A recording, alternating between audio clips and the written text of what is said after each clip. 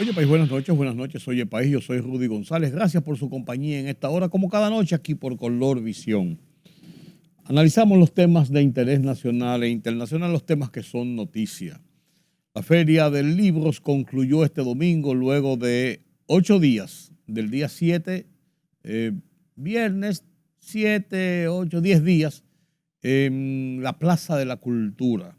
Y fueron días de mucha intensidad, de muchas exposiciones de libros, pero principalmente la oportunidad de participar en lecturas de libros, de ensayos, de discusiones sobre poesía, sobre literatura, sobre cuentos, la puesta en circulación de una amplia gama de libros nuevos, la presentación de varios autores nacionales e internacionales que estaban allí en la feria, firmaban los libros y conversaban sobre los textos y proponían el contenido de muchos textos. Feria dedicada a Mateo Morrison, un escritor consagrado de República Dominicana y al sector de Washington High en República Dominicana, en Nueva York. La zona de República Dominicana en Nueva York, por así decirlo, 181 y San Nicolás hacia arriba. Todo eso es Washington High. Vive la gran concentración de dominicanos. La feria, según los organizadores, tenía hasta este domingo en la noche ventas registradas por alrededor de unos 60 millones de pesos en libros. Textos, en libros nuevos, de las diferentes que ponían los diferentes impresores, las diferentes librerías, las diferentes casas editoras, o sea, una gama interesante e importante. Y sin establecer paralelismos y comparaciones, yo creo que la Feria del Libro será siempre un escenario propicio para el ejercicio de la cultura, para el ejercicio de la lectura, para el ejercicio del conocimiento. Me gustan las ferias del libro. Ha habido algunas que, cuando uno lo ve a la distancia, han sido desastrosas en su organización, en su movilidad. Los últimos años en la Plaza de la Cultura se ha establecido ahí frente al Museo del Hombre, frente al Museo de Arte Moderno, frente al Museo de Historia y Geografía, en los alrededores del Teatro Nacional, en toda esa gran plaza de la Biblioteca Nacional, en toda esa gran plaza que conforma la Plaza de la Cultura. Se hicieron una suerte como de galpones, bien hechos, bien confortables, con aire acondicionado, con espacio, con comodidad para que la gente transite y donde los expositores para sus ventas tienen lugares establecidos, cómodos, mucha gente, pero no se ve la aglomeración de una gente encima de la otra. Y después en las áreas donde están las instalaciones de los museos, por ejemplo, habían dedicadas espacios, auditorios. Está dotado de varios auditorios, cada uno pequeños, más grandes, medianos, para las actividades culturales que se llevaron a cabo a lo largo de toda esa semana del Festival del Libro, de la Feria Internacional del Libro. Estuve por allí el domingo con mi hijo Fernando Arturo y la verdad que es que disfrutamos. Él participó en un par de coloquios, de exposiciones de poemas, de cuentos cortos. Él escribe, él sabe escribir muy bien, tiene incluso una columna en la sección Ventana del periódico Listín Diario. Y Fernando estuvo allí participando y yo me quedé un buen rato oyendo las exposiciones jóvenes, la gran mayoría, exponiendo cuentos, poesías, cortos, interesante. Interesante porque uno ve la vocación que van teniendo nuestros jóvenes, la pasión por el libro, por la lectura, y eso es conocimiento, señores, eso es conocimiento. Y le digo, pasé una mañana encantadora en la Feria del Libro hasta ya después, un poco más después del mediodía. Desde muy temprano estuvimos allí. Mucha gente variopinto, se veían de todo tipo de personas en los salones, por ejemplo, del Museo de Arte Moderno. Todo alrededor del centro que está allí, que hay una suerte de escultura grande, en todo alrededor están mesas con escritores firmando los libros y en los alrededores, dentro ya del museo también. Muy ordenado la gente, no se ve la venta de quipes y empanadas ni pastelitos dentro de la Plaza de la Cultura. Eso quedó en el pasado, donde se convertía este festival del libro, esta feria del libro, se convertía en años anteriores en ser centros de ventas de comida. La suciedad, bagazos de China, papel, servilletas, platos fond, vasos, por doquier, era la característica. Eso no se ve ahora. Muy limpio, muy organizado, una buena presencia de la policía en una labor de mantener la seguridad, mantener el orden, incluso de orientación a la gente que iba. Está muy bien señalizado todo, pero que usted buscando otra cosa, mira, allí está el museo, tal cosa, ahí debe estar, si no pregunten tal sitio. O sea, me pareció un buen ejercicio. Y qué bueno. Se pueden hacer cosas buenas en República Dominicana. Nos vivimos quejando de las cosas malas, pero hay muchas cosas buenas que son interesantes. El robo de las municiones en la Policía Nacional, la muerte del jovencito en una academia de béisbol, la resolución de la Suprema Corte de Justicia sobre la política de protección personal, el Pacto de Concordia Nacional propuesto por el Listín Diario, el nuevo gobierno de Haití, sus peripecias y sus problemas, y el foro de la Voz de los Estados Unidos de América analiza los resultados y las discusiones en la reunión en Perú de los países APC, Asia, Pacífico, Caribe. Y se pone en perspectiva la reunión del G20 que ahora comienza en Brasil. Estos y otros temas después de la pausa.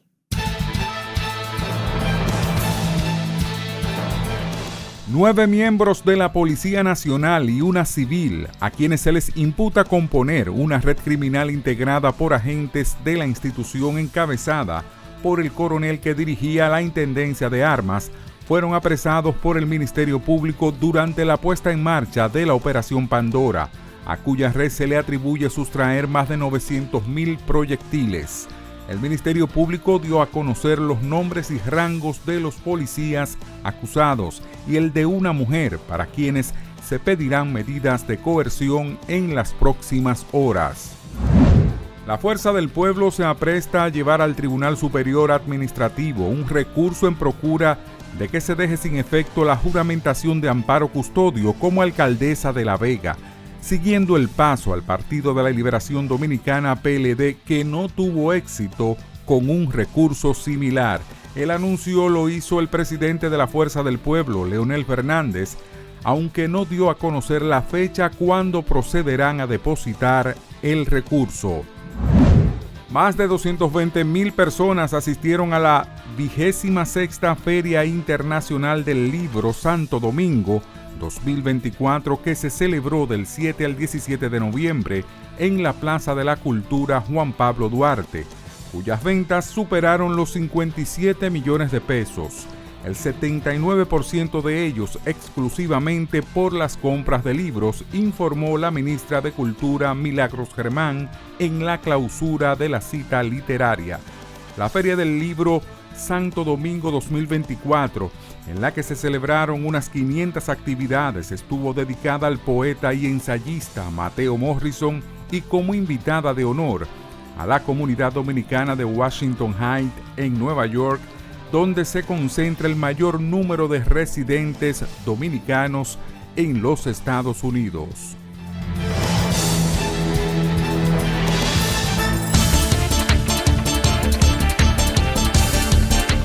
El Kremlin considera que la información sobre la autorización dada a Kiev por el presidente de Estados Unidos, Joe Biden, para atacar el interior de Rusia con misiles ATACMS supone una nueva escalada de tensión y de implicación de Washington en el conflicto de Ucrania, afirmó este lunes el portavoz presidencial Dmitry Peskov. Si tal decisión ha sido efectivamente formulada y puesta en conocimiento del régimen de Kiev, entonces por supuesto se trata de una escalada de tensión y situación cualitativamente nueva en términos de implicación de Estados Unidos en este conflicto, y quizá ante todo tomaremos esto como punto de partida, aseveró Peskov. El regreso de Donald Trump a la Casa Blanca abre un nuevo e incierto capítulo en la guerra de Ucrania, un conflicto al que el republicano promete poner fin en solo 24 horas, aunque Kiev teme que su solución pase por la anexión a Rusia del territorio ucraniano ocupado.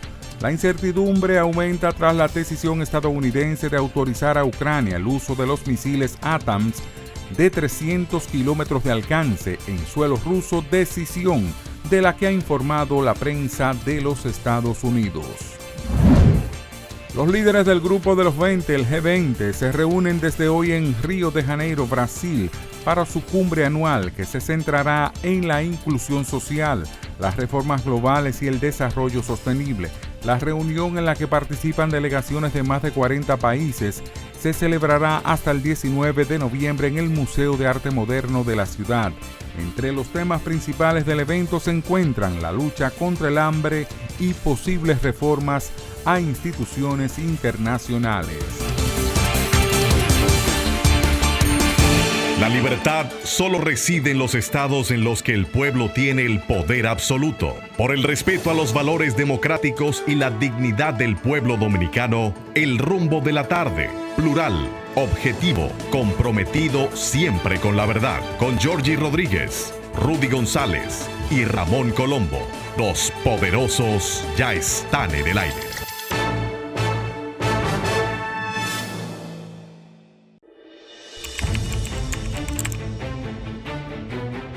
Periodismo de investigación, columnas, opinión, análisis, reportajes de fondo. Hora por hora, una completa plataforma multimedia. Periodismo con valor. Noticias horaporhora.com.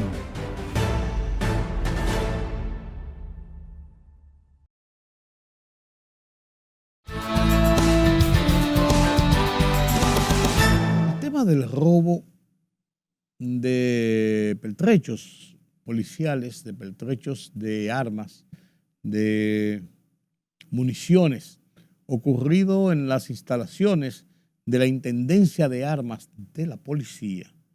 Aunque la información no cita en qué periodo fue que ocurrió esto, si eso ocurrió de un tirón que se llevaron un cargamento, si fue poco a poco que se lo llevaron, cuánto hace, si fue en el lapso de 2 meses, de una semana. No hay explicaciones ni detalles de este caso. Es un caso que mueve a preocupación. Señores, estamos hablando de el resguardo de la policía de pertrechos de armas, de municiones. Se habla de 900.000 unidades de municiones que habrían sido robadas. Y lo peor de esto es que esto fue a parar a manos de las bandas delincuenciales de Haití. Esto es una estructura muy grande. ¿Cómo robárselo primero de ahí? ¿Cómo trasegarlos para que crucen hacia Haití? ¿Y cómo negociar con las bandas para que se los compren? Porque eso no es regalado. O sea, ¿qué involucra? Esto es una operación. Es una red. Hasta ahora hay 8 personas bajo arresto. Un coronel, un mayor, 1 o 2 capitanes y tenientes, unos sargentos y unos rasos. Pero señores, si es la policía la encargada de velar por el orden, por la seguridad en la lucha contra el delito, y eso se produce desde las entrañas de la policía. Eso da un mal ejemplo, eso da mucha agua que beber, eso es un trago amargo. Y debe ser un trago amargo para la policía y no puede tomarse alegre. Sí, encontramos esto y ya, y lo agarramos. ¿Qué pasó ahí? ¿Cuál es la dimensión de esto, señores? Y esto aparentemente se hizo público, aparentemente, digo yo, se hizo público, porque en un local que incautaron los organismos de la policía y de las tropas de intervención kenianas que están en Haití enfrentando a las bandas, cuando ocuparon ese lugar después de un tiroteo y una escaramuza, encontraron entonces estas armas. Y cuando vieron, tienen los sellos de República Dominicana para ser enviados a República Dominicana, que estaban en República Dominicana, que fueron, no sé. Entonces ya esto estaba en manos de organismos internacionales que lo reportaron a la policía dominicana, al gobierno dominicano, a la autoridad dominicana, y no quedaba de otra, por así decirlo. Pero señores, qué vergonzoso esto. Y primero un velo de misterio que se está diciendo, que si pito, que si flauta, y la presión de muchos sectores, no puedo digan quiénes son, expliquen lo que está pasando. Soltaron una nota tímida que dio el nombre de esas personas que están siendo investigadas y se hicieron unos allanamientos y los agarraron, porque en principio decían que estaban desaparecidos. Hasta los familiares pensaron lo peor. Cuidado si le dieron para abajo, como dicen. Pero bien.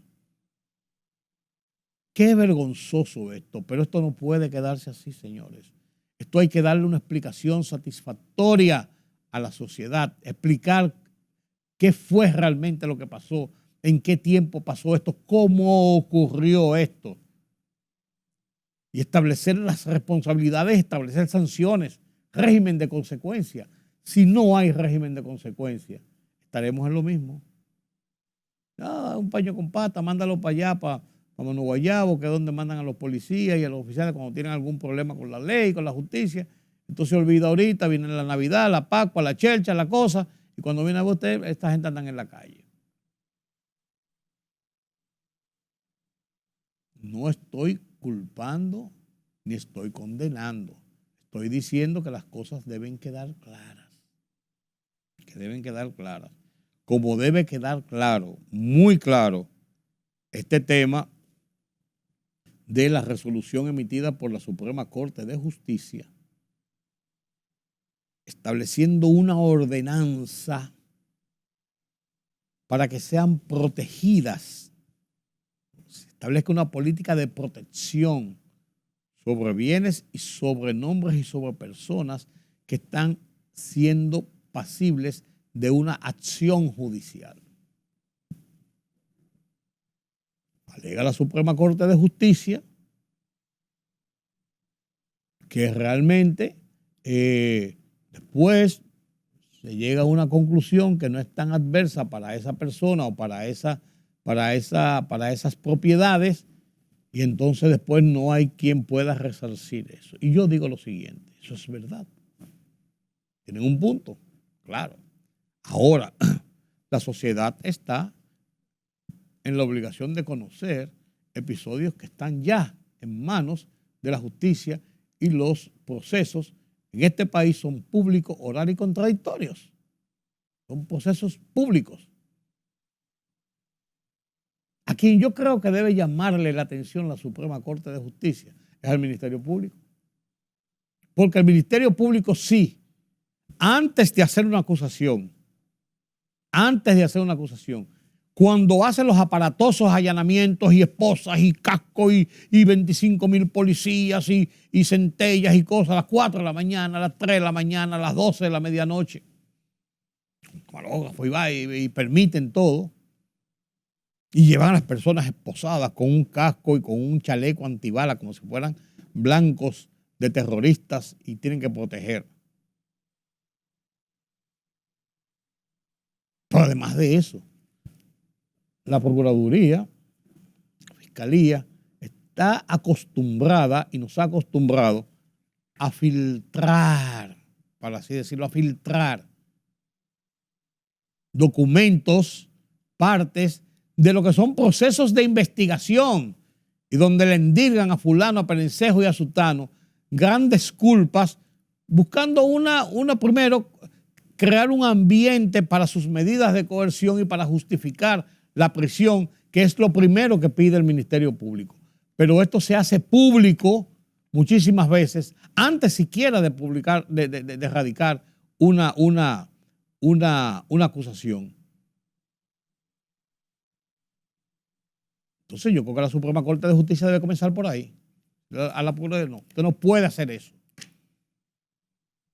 No puede estar filtrando, porque los únicos que tienen el dominio y el control de esos expedientes, de esos interrogatorios que todavía no conforman una pieza de una acusación formal incluso, de esos pareceres y de esas conferencias de prensa que dan los fiscales en las puertas de los tribunales, diciéndole a fulano de tal y a perencejo de tal, y se hizo esto, un delincuente,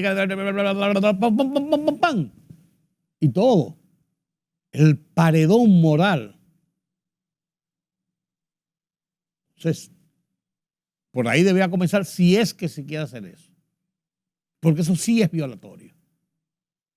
Lo otro es altamente peligroso porque estaría pisando un terreno minado que es el de las garantías del libre ejercicio de la información pública que tiene la prensa consagrado constitucionalmente.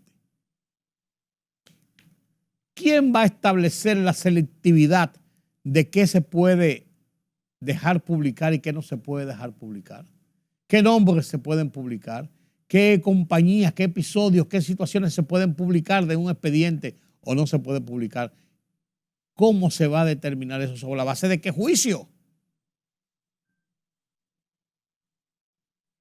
¿Sobre la base de qué juicio? ¿De qué concepto? ¿En favor de o contra B? Entonces esos son puntos peligrosos. Y esto mueve a uno a la misma preocupación que nosotros los periodistas de muchos años hemos sostenido en esa lucha cotidiana contra diferentes sectores de la vida nacional que tratan de poner cortapisas al ejercicio de la libertad de prensa. Inexplicable en un país de amplias libertades democráticas.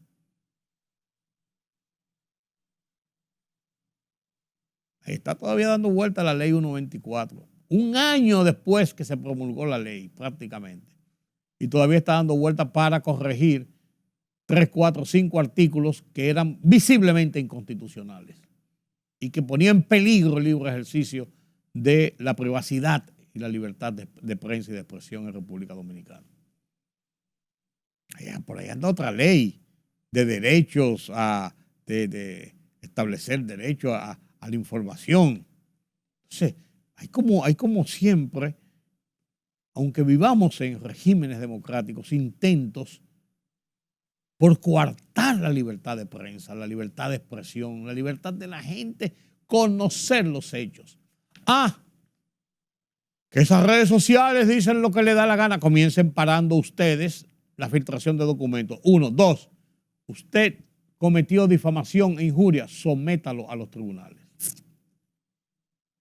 Someto a los tribunales. Usted cometió declaración de injuria contra mí, usted dijo tal y tal cosa en las redes sociales, usted dijo tal cosa en un medio de comunicación, en la televisión, en la radio, en la prensa.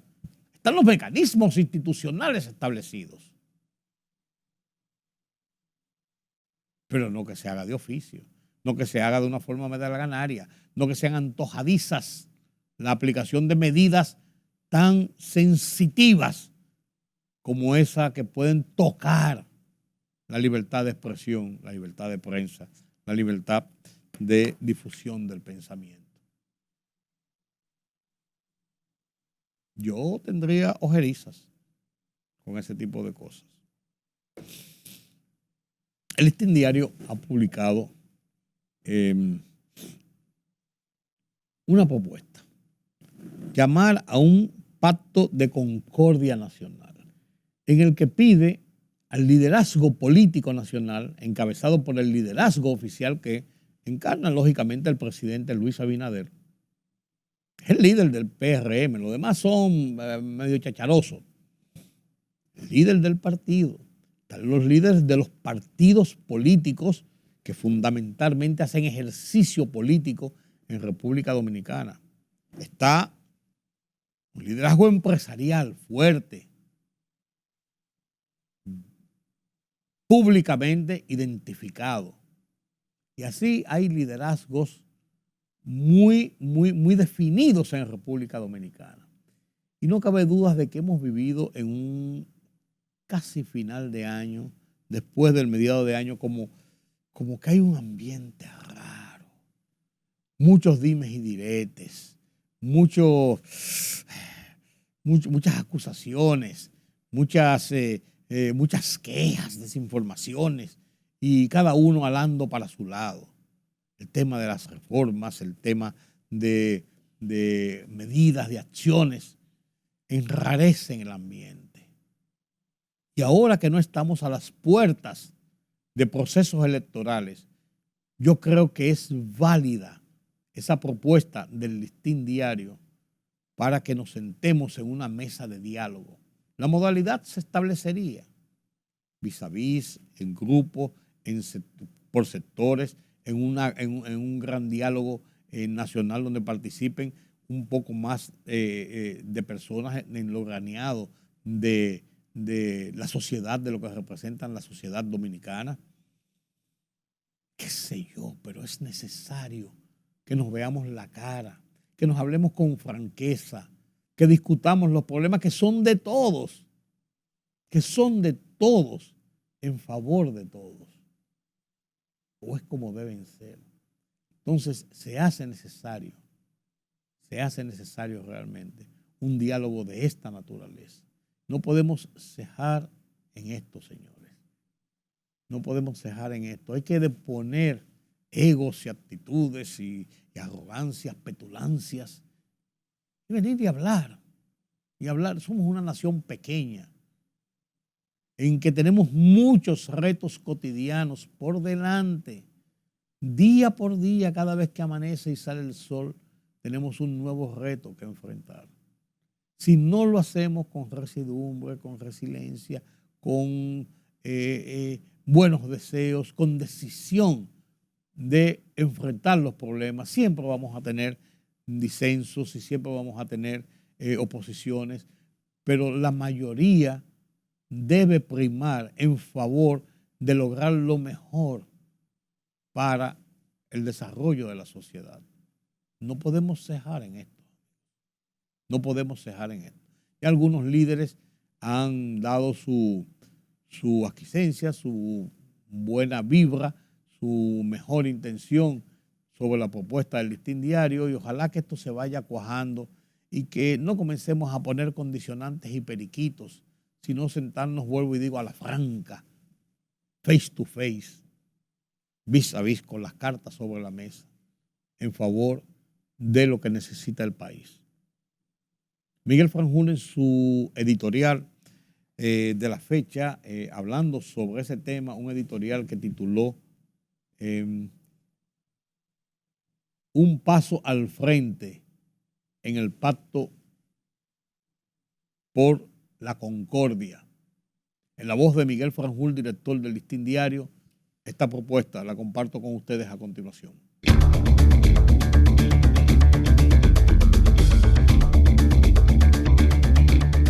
Más voces se han dejado sentir a favor del rescate de la concordia y del entendimiento en una sociedad cargada de abrumadores conflictos. El llamado del Listín Diario a esta cruzada por una mejor coexistencia social ha calado en distintos sectores. La exhortación ha sido dirigida en especial al liderazgo político, empresarial, laboral y social, cuyas fuerzas son determinantes en este esfuerzo por restablecer el clima de armonía en medio de tantas tensiones y de desafíos. El expresidente Leonel Fernández, líder de la Fuerza del Pueblo, comparte la iniciativa y propone diseñar una agenda de trabajo para abordar las problemáticas nacionales. También se han sumado a esta causa el siempre sensible y humanista obispo de la Altagracia, Monseñor Jesús Castro Marte, como el presidente de la Junta Central Electoral, Román Jaques, y el defensor del pueblo, Pablo Ulloa. Igualmente, las comunidades pobres de la capital, agrupadas en la Coordinadora de Organizaciones Barriales Don Bosco, de la Fuerza Nacional Progresista y otros ciudadanos. Pero no basta con emitir apoyos individuales. Para que este movimiento de concordia sea efectivo y sostenible, se requiere la articulación de un pacto nacional que trascienda las diferencias ideológicas y sectoriales. Solo a través del consenso podremos enfrentar los desafíos estructurales que alimentan las tensiones, desigualdad, inseguridad, corrupción y falta de oportunidades. El diálogo debe convertirse en una herramienta cotidiana y no en una acción de emergencia. Las diferencias, inevitables en toda sociedad plural, deben gestionarse desde el respeto mutuo y con el propósito común de construir un país más justo y equitativo para todos. Por eso, el Listín Diario reitera su compromiso de seguir siendo un puente entre las distintas voces de la nación, promoviendo el entendimiento y rechazando cualquier forma de división. El rescate de la concordia no solo es necesario, sino urgente, para que juntos podamos avanzar hacia un porvenir de paz y prosperidad compartida.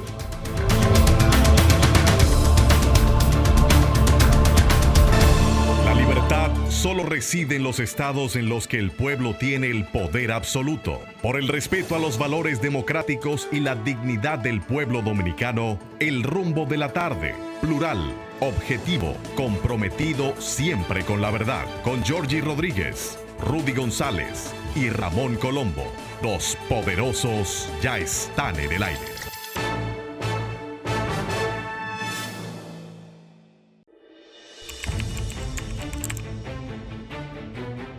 Periodismo de investigación, columnas, opinión, análisis, reportajes de fondo. Hora por hora, una completa plataforma multimedia. Periodismo con valor. Noticias horaporhora.com.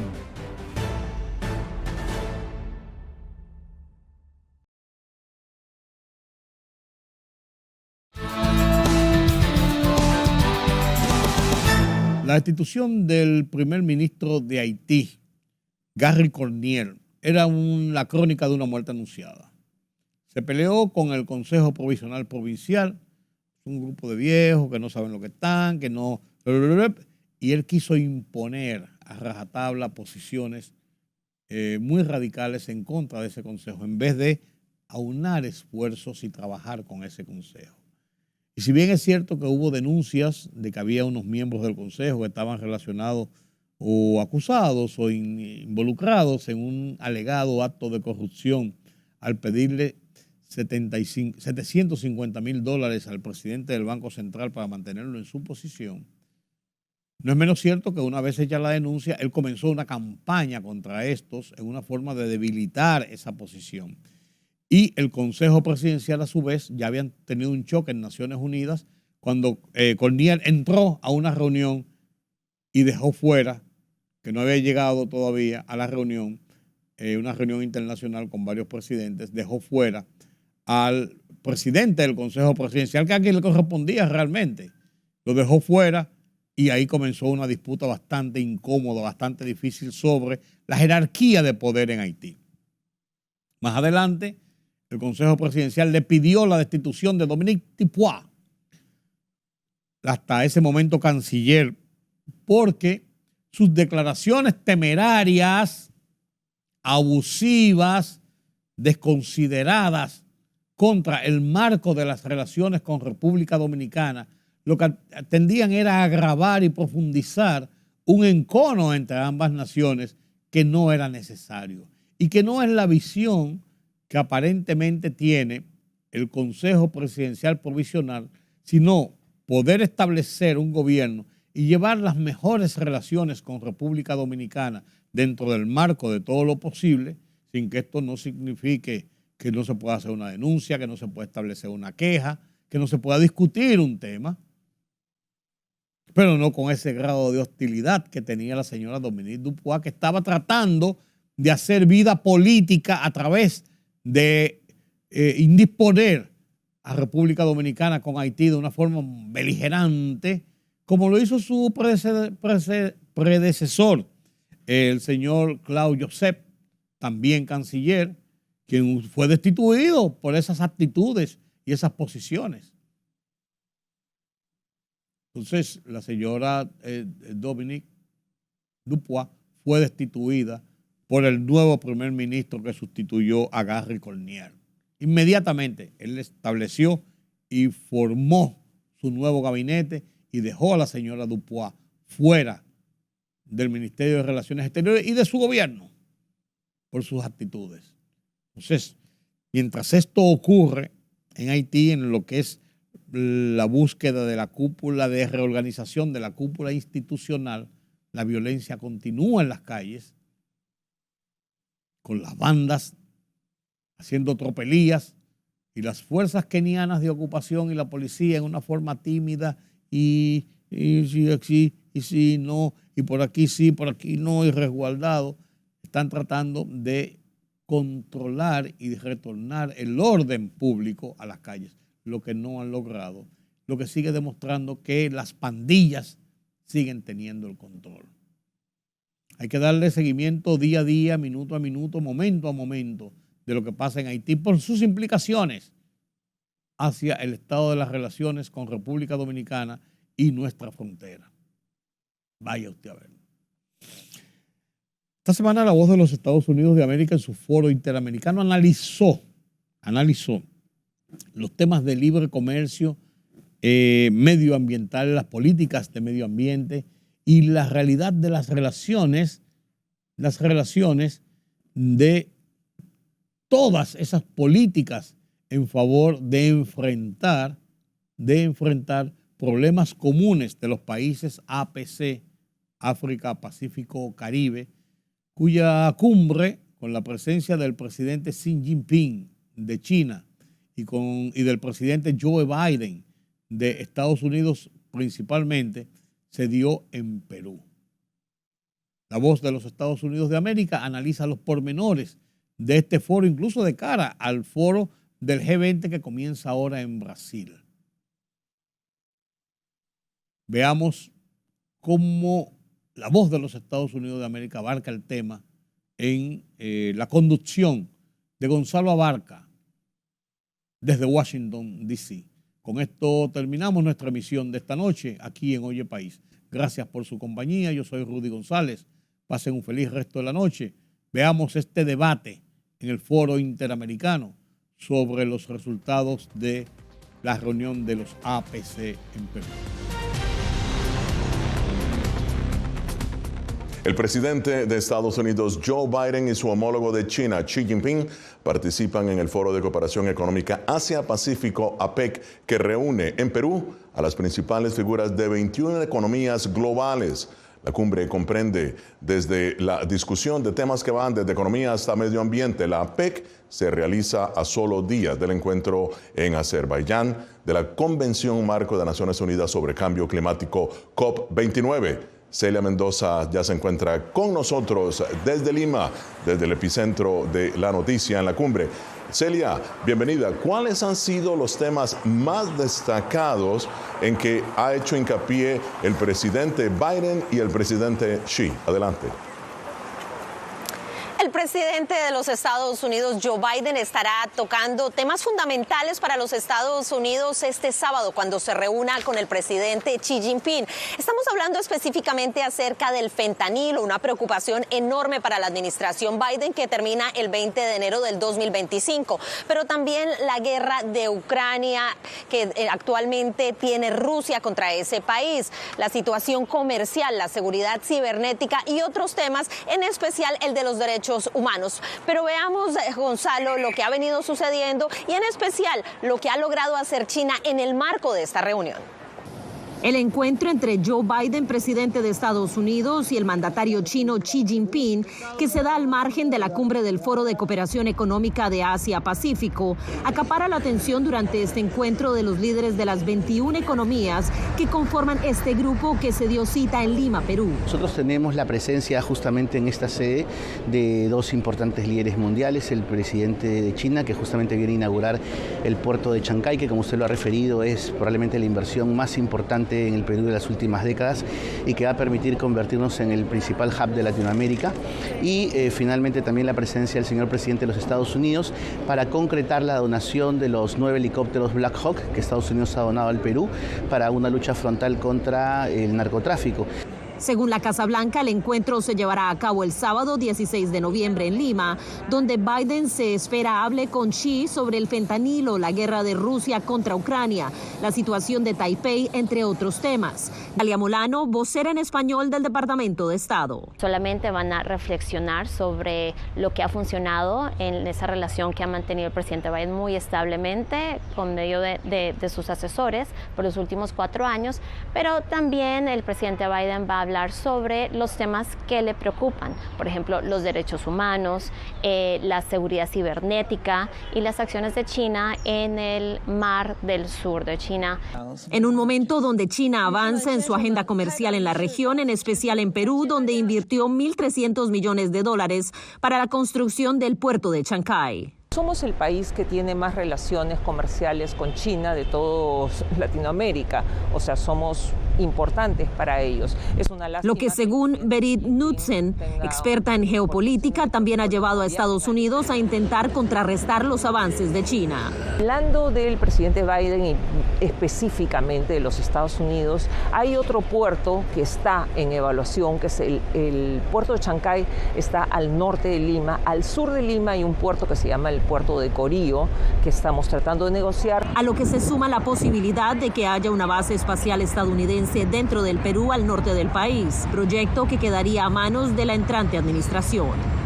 El consejero de Seguridad Nacional de la Casa Blanca, Jake Sullivan, ha dicho que se darán más detalles acerca de la entrega de 9 helicópteros Black Hawk que se le están dando a Perú durante esta jornada. Hay una reunión bilateral con la presidenta y esto está dedicado a la lucha contra el narcotráfico, pero nuevamente es una muestra de lo que ha dicho la Casa Blanca. El presidente de los Estados Unidos quiere hacer en este viaje y es agradecer a sus aliados, mostrar lo valiosos que son y también invertir en estas alianzas. Muchísimas gracias, Celia Mendoza, desde Lima, Perú, donde se realiza la conferencia de PAC. Bueno, y ahora para analizar los retos que enfrenta el comercio global y los acuerdos ambientales de cooperación, me acompaña Alfonso Blanco. Él es el director de Transición Energética y Clima de Diálogo Interamericano, y Raiza Banfield, ex vicealcaldesa de Ciudad de Panamá, presidenta fundadora de la Fundación Panamá Sostenible. Bienvenidos ambos. Alfonso, voy a empezar contigo. ¿Qué tan influyente es, en tu opinión, la voz de Joe Biden en este momento en donde Donald Trump será juramentado presidente en enero? Bueno, en la reunión de la COP que se está llevando a cabo en este momento, el mensaje que el enviado especial del gobierno de Estados Unidos sobre los temas climáticos ha sido bastante contundente, y tratando de posicionar un mensaje fundamentalmente a la política interna de Estados Unidos. En su mensaje lo que destaca es que el movimiento hacia las transiciones energéticas, hacia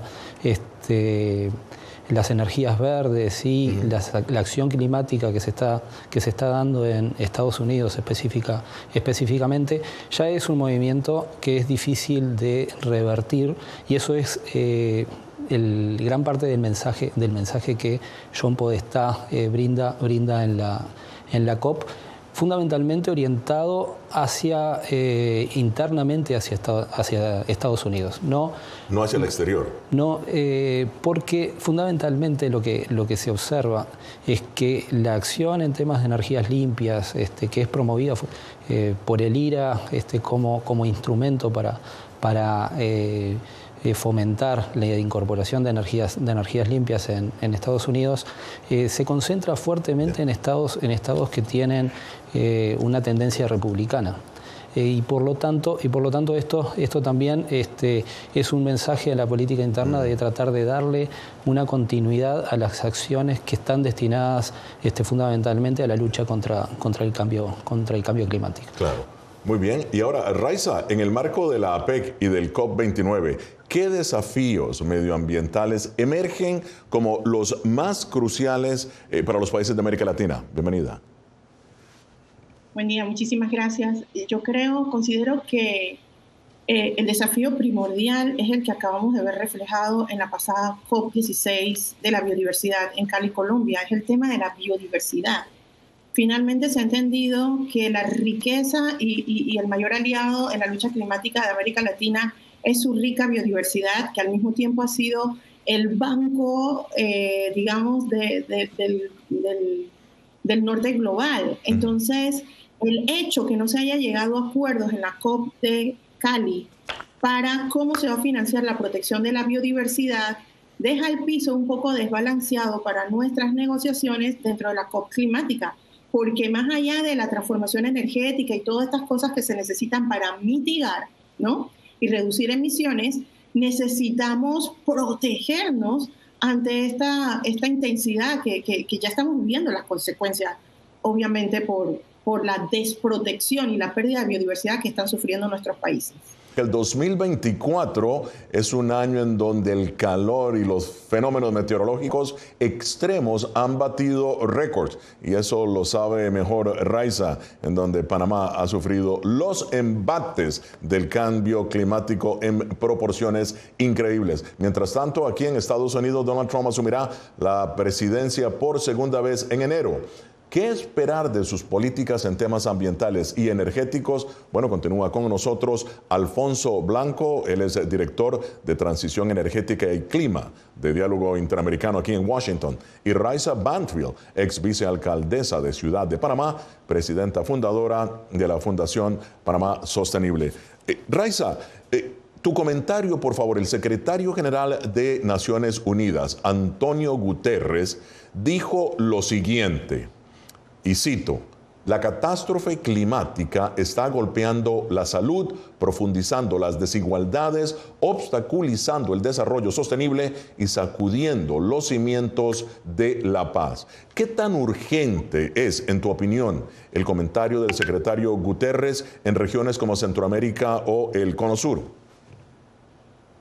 En efecto, nunca más válida ese planteamiento de lo que estamos viviendo hoy. Panamá en este momento está atravesando esas circunstancias que el secretario Guterres define. Hemos quedado incomunicados por carreteras destruidas, por los deslaves, inundaciones por suelos saturados. Las lluvias no han cesado desde hace 12 días en algunos puntos del país y se siguen configurando tormentas críticas hacia el norte del país.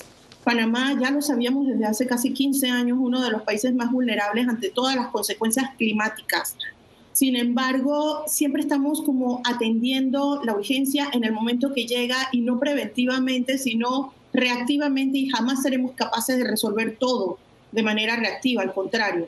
Entonces, hoy más que nunca nos damos cuenta que estamos configurados como un todo y donde todos somos vulnerables y la acción de uno impacta a todos. El tema de Trump preocupa, pero no podemos sentarnos a esperar que él haga algo porque no va a hacer nada. Él está mirando a Estados Unidos hacia adentro y es un negacionista climático. Así que nuestros países no pueden estar supeditados a la política internacional de Estados Unidos. Sé que los estados van a salir adelante, nosotros tenemos que hacer lo propio. Ahora, Alfonso, hablaste del impacto, ¿no?, que la política medioambiental de Trump puede causar también a lo interno, pero en el plano internacional, ¿qué repercusiones ves si Estados Unidos sale de acuerdos internacionales suscritos por la comunidad internacional? Bueno, parte del discurso de Trump es su salida de la COP y del acuerdo de París, como lo hizo en instancias anteriores. Lo puede hacer. Perfectamente puede repetir esa acción. En la oportunidad anterior eso demandó 3 años. la salida de Estados Unidos del Acuerdo de París.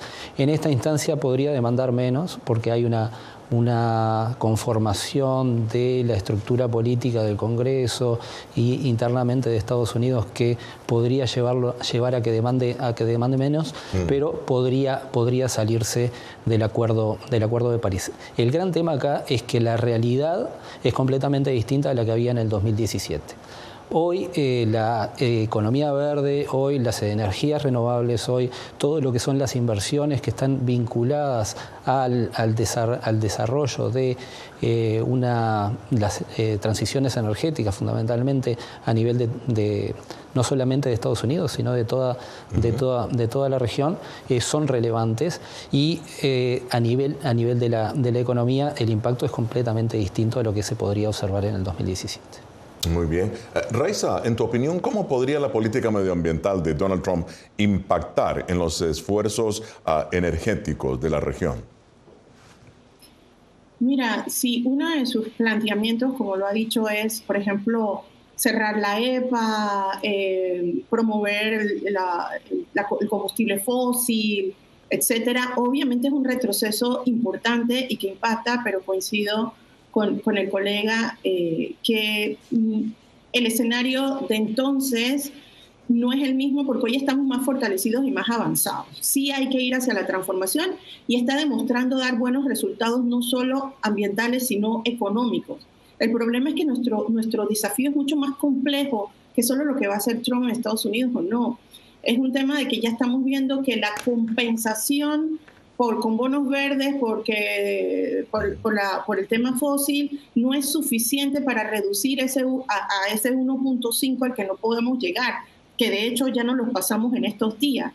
Entonces va mucho más allá de lo que va a hacer Trump, porque sabemos que hay ciudades de Estados Unidos que van a seguir impulsando sus energías verdes, pero ya no es suficiente solo eso. Tenemos que recuperar biodiversidad, tenemos que incluir comunidades vulnerables, tenemos que trabajar más de la mano con la naturaleza y creo que eso es lo que no hemos terminado de entender.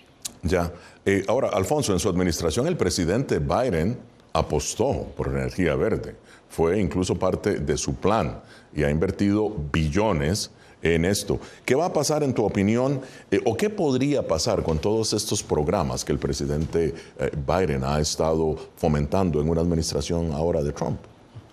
Bueno, efectivamente, las políticas de incentivos de la administración Biden, fundamentalmente respaldadas por el IRA, el Inflation Reduction Act, han dinamizado muchísimo lo que son las inversiones en términos de energías renovables, transiciones energéticas, nuevas tecnologías, y eso ha tenido un impacto enorme en el desarrollo, también en el desarrollo económico y en la generación de empleo. Y esa generación de empleo ha escurrido muchísimo a nivel territorial de Estados Unidos, dando muy buenas condiciones para el desarrollo de proyectos e inversión en Estados Unidos para estas nuevas tecnologías. Trump ha dicho que limitaría o reduciría este tipo de incentivos, claro, y eso tendría un impacto. El tema es qué capacidad tiene de reducirlos en su totalidad y cuál va a ser la demanda de su electorado en tal sentido. Claro, porque impactaría, como bien lo dijiste, a estados en donde su voto favoreció al presidente Trump. Exacto. Muy bien. Raiza, rápidamente, tus conclusiones sobre el impacto del medio ambiente y la política del nuevo gobierno de Estados Unidos. Adelante. Mira, más que nunca somos un concierto de naciones. Las fronteras, los límites existen solo en nuestros mapas y en nuestras mentes.